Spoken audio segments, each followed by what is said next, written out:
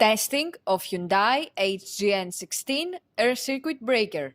The basic settings will be set by the customer. For testing, we add a 220-volt AC power supply. At first, we trip the breaker manually.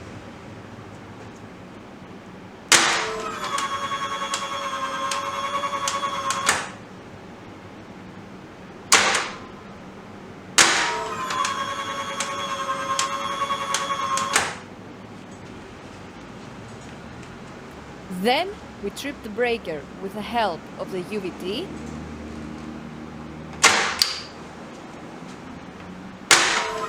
Next, we perform a short time delay test and the breaker trips almost instantly.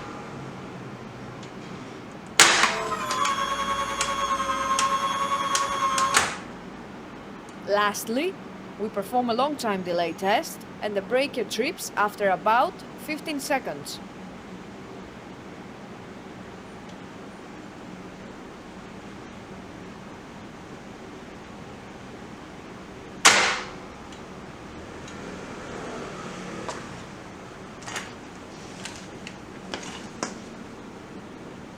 It is now clear that the breaker is working successfully and is ready to be delivered to the customer.